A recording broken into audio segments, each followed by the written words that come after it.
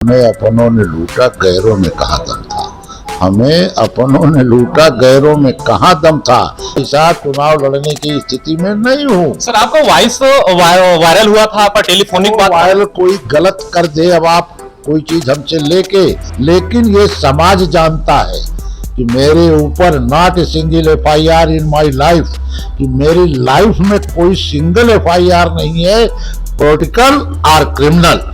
और वहां एक मच्छर से हार गया, मच्छर ने मुझको काट लिया। मोदी जी ने मुझको दिया और नितिन गडकरी जी ने दिया। उन्होंने मंच से कहा था कि हरिओम जी आप मांगते मांगते थक जाएंगे, मैं अंबेडकर नगर को देते देते नहीं थकूंगा। सर, कहीं कहीं से मुझे अपने ने लूटा, गैरों में कहा दम था, इस बार इस बात को सार्थकता दें। तो कहीं कहीं से सबसे अहम मुद्दा ये रहा कि क्या नाम है, सांसदीय चुनाव के लिए जो पिछली बार आप विजयी बने, उसके बाद दोबारा आपको टिकट नहीं मिला, या क्या रहा इनके प्रकरण, कई आरोप आप पर रहे, इस विषय पे क्या कहना चाहिए? आप स्पोर्ट के एक बड़े खिलाड़ी रहे, फुटबॉल के एक अच्छे एक्सपर्ट रहे आप, और कई विद्यालय भी आपके हैं। अगर शिक्षा के बारे में बात करें तो इस जिले में कहीं कहीं देखा जाए अयोध्या और अम्बेडकर नगर जनपद मिलाकर के आपके कई विद्यालय हैं। तो कभी आपका कुछ ऐसा क्या नाम मन रहा कि स्पोर्ट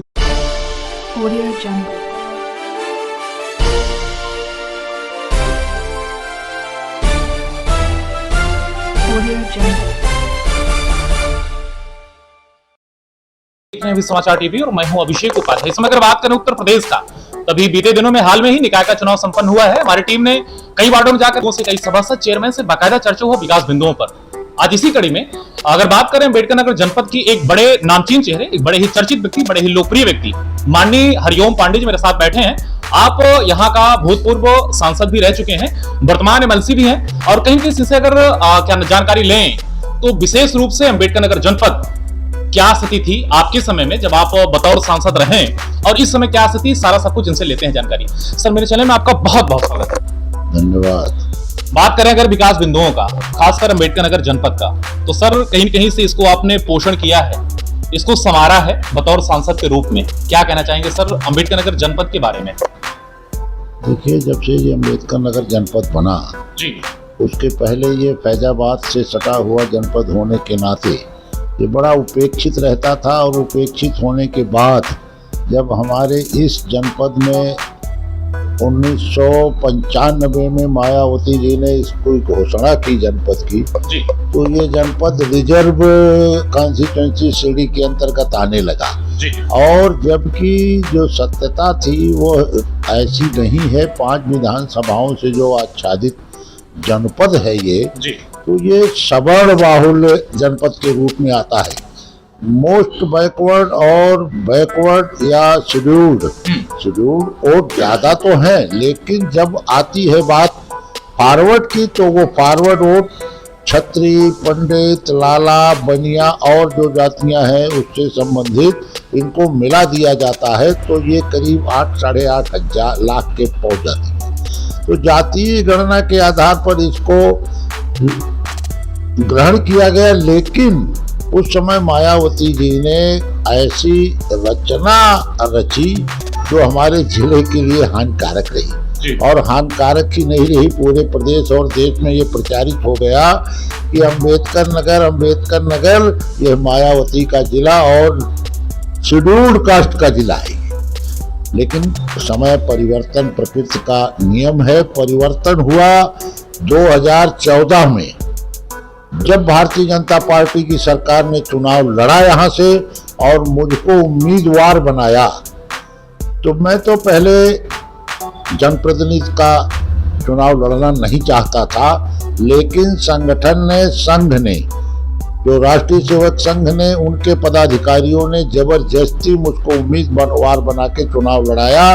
धन बली और क्या क्या कहा जाए वह कम होगा, उसकी पूरी पकड़ इस पूरे जनपद पर थी। किसी व्यक्ति की हिम्मत नहीं थी कि उस व्यक्ति के खिलाफ कोई मुंह खोल दे। माननीय राकेश पांडे जी की बात कर रहे हैं आप? देखिए, राकेश पांडे ही अकेले नहीं है कि राय पांडे बंधु तो हैं ही, वो तो इस जनपद पर हावी ही रहे हैं, लेकिन यहाँ बैकवर्ड में राम मूर्ति वर्मा आते हैं, हरिराम वर्मा आते हैं, लालजी वर्मा आते हैं, इस तरीके से कई वर्मा लोगों का एक काकस रहा था। अच्छा, लौटते हैं हम इस विषय पर लौटते हैं। अगर बात करें सबसे संजीदा मुद्दा रहा अम्बेडकर नगर जनपद की।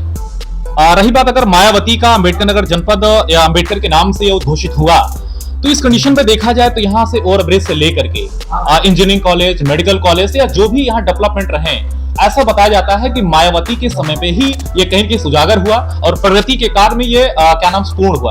तो इस विषय को लेकर क्या कहना चाहिए, कहाँ तक सत्य रहा? देखिए, हमें अपनों ने लूटा, गैरों में कहाँ दम था। हमें अपनों ने लूटा, गैरों में कहाँ दम था। मायावती जी ने अपने आदमियों को, रामचल को, लालजी को, त्रिभुवन दत्त को, इन लोगों को पीठासीन किया और इन्होंने पूरे जनपद को लूट लिया।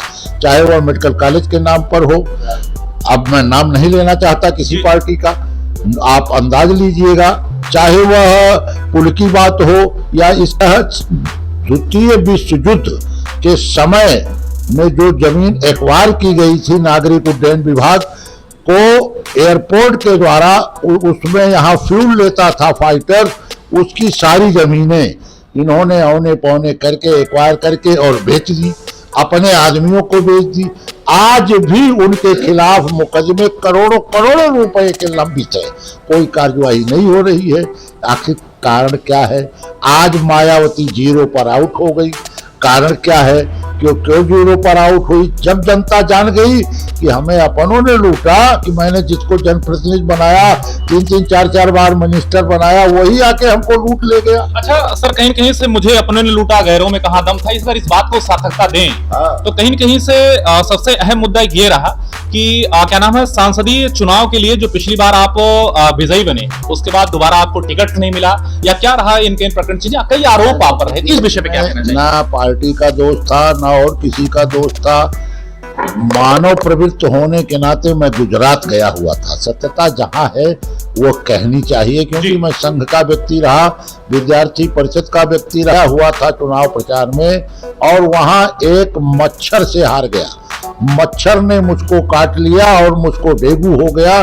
डेंगू जबकि प्राणलेवा बीमारी के रूप में पनपता है, उस समय जब मैं मच्छर से चुनाव हार रहा था, तो मैं किसी को दोषारोपण कैसे दे सकता हूँ, साथ न दे अपना। तो उस समय चुनाव लड़ना कैसे था? मैंने स्वयं मना किया था अमित शाह जी से, राजनाथ जी से, कि मैं भाई साहब चुनाव लड़ने की स्थिति में नहीं हूँ। सर, आपका वॉइस वायरल हुआ था, आपका टेलीफोनिक बात वायरल कोई गलत कर दे, अब आप कोई चीज हमसे लेके तो कहिए कट कर दो, तो वो कट कर दिया और उसने वायरल कर दिया। लेकिन ये समाज जानता है कि मेरे ऊपर not a single FIR in my life, कि मेरी लाइफ में कोई सिंगल FIR नहीं है, पॉलिटिकल और क्रिमिनल। ना मैं क्रिमिनल FIR से आच्छादित हूँ, ना राजनैतिक FIR से आच्छादित। लोग कहते हैं कि आप जेल नहीं गए। अरे जेल जाना, प्रताड़ना करना, पुतला जलाना, घर फूकना, धरना प्रदर्शन करना, ये कोई बड़ी अच्छी बात है? अपने ही जिले मैं इस मानवीय के खिलाफ रहता हूँ। ठीक है, कहीं न कहीं से अगर देखा जाए सर, आप स्पोर्ट के एक बड़े खिलाड़ी रहे, फुटबॉल के एक अच्छे एक्सपर्ट रहे आप, और कई विद्यालय भी आपके हैं। अगर शिक्षा के बारे में बात करें तो इस जिले में कहीं कहीं से देखा जाए, अयोध्या और अम्बेडकर नगर जनपद मिलाकर के आपके कई विद्यालय हैं। तो कभी आपका कुछ ऐसा क्या नाम मन रहा कि स्पोर्ट के लिए कुछ ऐसा कदम बढ़ाया जाए, कुछ यहाँ के जो क्या नाम है स्पोर्ट या गेम में आना चाहते हैं, जो भी विद्यार्थी स्टूडेंट, उसके लिए कुछ काम किया जाए, ऐसा कभी प्रयास रहा? जी हाँ, बिल्कुल प्रयास रहा। मैंने यहाँ स्टेडियम के लिए प्रयास किया। 2014 से 2019 तक मोदी जी की टीम का सदस्य रहा। आपको यह मालूम होना चाहिए कि 62 अरब रुपए का प्रोजेक्ट अब तक कोई पार्टी वाला नहीं दे पाया था। मोदी जी ने मुझको दिया और नितिन गडकरी जी ने दिया। उन्होंने मंच से कहा था कि हरिओम जी, आप मांगते मांगते थक जाएंगे, मैं अंबेडकर नगर को देते देते नहीं थकूंगा। वह आज भी चरितार्थ हो रहा है। पूरे अंबेडकर नगर जनपद और जितनी विधानसभाओं में जितने रेलवे स्टेशन से लेकर जितने भी ऐसे सार्वजनिक उपक्रम थे, सब पर मैंने काम कराया, और आज भी वह काम मेरे द्वारा ही लाया हुआ चल रहा है, ना कि वो सपा बसपा जो कंबाइंड होकर सांसद है उनके के द्वारा लाया हुआ कोई भी कार्य संपादित नहीं हो रहा है। इस कंडीशन में हमारी टीम ने पूरे जिले में सर्वे किया तो जनता की जुबान पर महज नाम कायम है माननीय हरिओम पांडे। इसके पीछे क्या कारण है? ये आपकी लोकप्रियता है या कोई और वजह? भाई देखिए, अब ये जनता है, मैं अध्यापक रहा और अध्यापक निर्विवाद रूप से सबको शिक्षा एक क्लास में पढ़ाता है। उसमें कोई न ठाकुर देखता है, न पंडित देखता है, न हरिजन देखता है, न मुसलमान देखता है, न या पोलियो। कहीं कहीं से अगर देखा जाए धरातली रूप से आपका हमेशा जुड़ाव रहा है। इस कंडीशन में अगर देखा जाए लगभग एज कितनी है सर आपकी? मेरी एज तो करीब 64-65 साल होगी, लेकिन एज से नहीं, स्पिरिट से देखिए, आदमी की लगन से देखिए।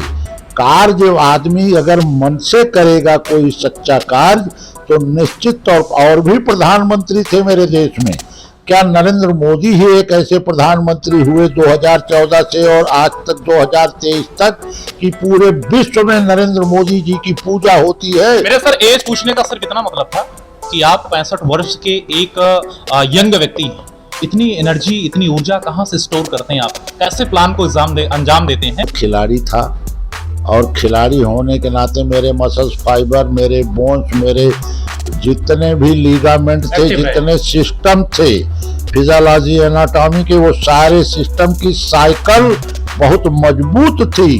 हो इंडोरेंस हो, स्ट्रेंथ हो, फ्लेक्सिबिलिटी हो, इजिलिटी हो, जो 5 चीजों की आवश्यकता है वह मेरे अंदर है।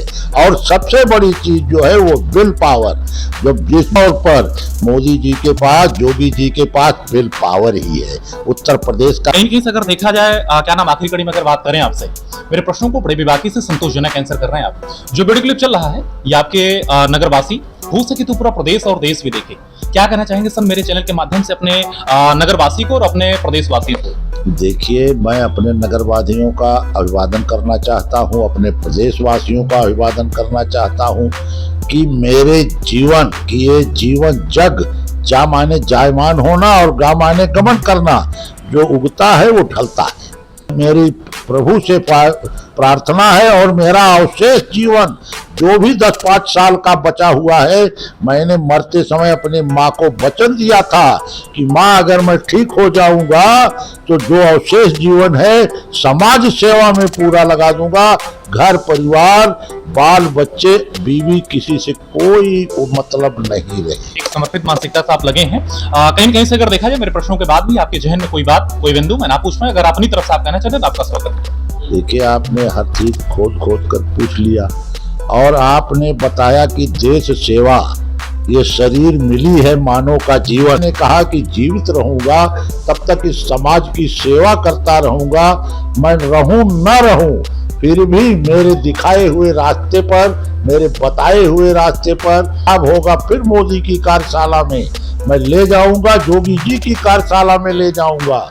उसे लाके समाज को देने का पूरा अपने जनपद वासियों को, प्रदेश वासियों को प्रयास करूंगा। तो दर्शकों, ये थे अंबेडकर नगर जनपद के भूतपूर्व सांसद और वर्तमान एमएलसी माननीय हरिओम पांडे जी, जो यहाँ के बड़े ही लोकप्रिय व्यक्ति, बड़े ही चर्चित व्यक्ति रहे। मेरे कई प्रश्नों के बीच घिरे होने के बावजूद सारे प्रश्नों को बड़ी बेबाकी से संतोषजनक आंसर की आशा करते हैं। हमारे इंटरव्यूज आप सभी को बेहद रोचक और पसंद आया होगा।